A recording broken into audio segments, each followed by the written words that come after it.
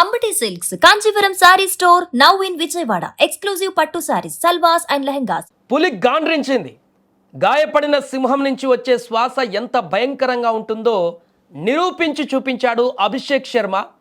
ఒక్కసారి తాను జూలు విదిలిస్తే ఏం జరుగుతుందో అనేది ఫైనల్ మ్యాచ్లో చేసి చూపించాడు. ఒకే ఒక్క దెబ్బకి ఈ టీ20 ప్రపంచ కప్ రికార్డులే మారిపోయినటువంటి పరిస్థితి. ఈ టీ20 వరల్డ్ కప్లో ఇప్పటి వరకు పెద్దగా ఫామ్లో లేడు. ఒకటే ఒక హాఫ్ సెంచరీ అంతకుముందు జింబాబ్వే మీద చేశాడు. ఆ తర్వాత ఏ టీం మీద కూడా ఆశించినటువంటి ఫలితం సాధించలేదు అభిషేక్ శర్మ. కానీ ఫైనల్లో తన బ్యాట్కు పని చెప్పాడు.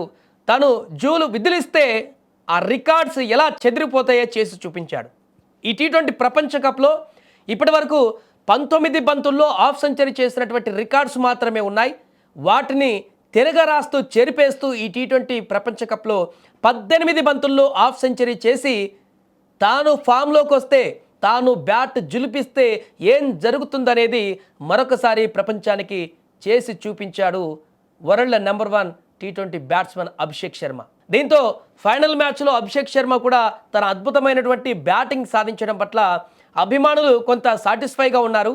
ఎందుకంటే ఇప్పటికే తీవ్ర విమర్శలు వచ్చాయి అభిషేక్ శర్మ మీద. సెమీఫైనల్లో కూడా ఘోర వైఫల్యం చెందడంతో ఇక అవసరమా అభిషేక్ శర్మ టీంలో అని చెప్పేసి పక్కన పెట్టాలనేటువంటి డిమాండ్లు వచ్చిన నేపథ్యంలో కీలకమైనటువంటి ఫైనల్ మ్యాచ్లో తన బ్యాటింగ్ ప్రతాపాన్ని చూపించి భారత్ భారీ స్కోర్ దిశగా వెళ్ళడానికి ప్రధాన కారణంగా మారాడు అభిషేక్ శర్మ. కొన్ని సందర్భాలలో ఇలాంటి ఫామ్ కోల్పోయి ఇబ్బందులు పడేటువంటి పరిస్థితి ఎవరికైనా వస్తుంది. సచిన్ టెండూల్కర్ లాంటి వారికి కూడా కొంతకాలం ఆ యొక్క ఫామ్ అనేది ఉండకుండా ఇబ్బందులు పడేటువంటి పరిస్థితి ఎదుర్కొంటారు ప్రతి ఆటగాడు. దాన్ని కంబ్యాక్ చేసుకొని తిరిగి మళ్ళీ లైన్లోకి వచ్చిన వారే ఎక్కువ కాలం జట్టులో కొనసాగుతుంటారు. ఇప్పుడు అభిషేక్ శర్మ కూడా కరెక్ట్గా అదే చేశాడు. కరెక్ట్ టైంలో ఇక అయిపోతుంది అనుకునేటువంటి టైంలో తన కంబ్యాక్ ఇచ్చి తన బ్యాటింగ్ పవర్ ఏ రకంగా ఉంటుందో రుచి చూపించాడు అవతల ఆపోనెంట్ జట్టుకి. అభిషేక్ శర్మ విధ్వంసానికి అట్నుంచి న్యూజిలాండ్ నుంచి చేస్తున్నటువంటి బౌలర్లకి ఏం చేయాలో అర్థం కానటువంటి పరిస్థితి. మొదటి 2 ఓవర్లు కాస్త చూసి ఆడినా కూడా ఆ తర్వాత కొనసాగినటువంటి విధ్వంసం భారత బ్యాట్స్మెన్ ఓపెనింగ్ పార్ట్నర్షిప్కి నాంది పలికింది.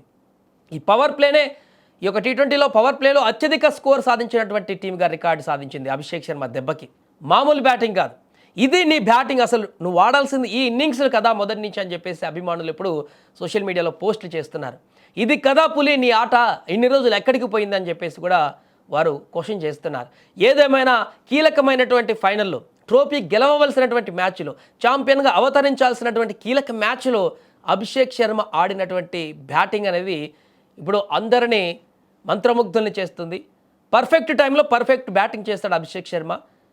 గతహ ఏదైనా జరిగింది పర్వాలేదు, కానీ ఇంపార్టెంట్ టైంలో ఇంపార్టెంట్ నాక్ ఆడి మనకు కప్ తీసుకురావడంలో కీలక పాత్ర పోషించాడు అభిషేక్ శర్మ. ఇక ఫ్రెష్గా మిగతా మ్యాచ్లు అన్నిట్లలో కూడా ఈ జరిగిపోయిన దాని గురించి ఎక్కువ ఆలోచించకుండా మరలా కంబ్యాక్ ఇస్తూ ఇదే రకమైనటువంటి ప్రదర్శనతోటి అభిషేక్ శర్మ దూసుకుపోవాలంటూ కూడా క్రికెట్ అభిమానులు ఆశిస్తున్నారు. ఏదేమైనా కూడా ఫైనల్ మ్యాచ్లో అభిషేక్ శర్మ చేసినటువంటి విధ్వంసం అయితే న్యూజిలాండ్కి ఒక కలగానే మిగిలేటువంటి పరిస్థితి ఏర్పడుతుంది. అతను పవర్ ప్లేలో చేసినటువంటి ఆ విధ్వంసకరమైనటువంటి బ్యాటింగ్ చూసి ఆ స్టేడియంకి వచ్చినటువంటి వేలాది మంది, లక్షల మంది అభిమానుల కేరింతలతోటి ప్రాంగణం అంతా కూడా దద్దరిల్లిపోయింది. మొదటి 6 ఓవర్లలోనే అక్కడ ఉన్నటువంటి క్రికెట్ అభిమానుల కేరింతలు, అరుపులు, వారి సెలబ్రేషన్స్ తోటి దద్దరిల్లిపోయింది స్టేడియం అంతా కూడా.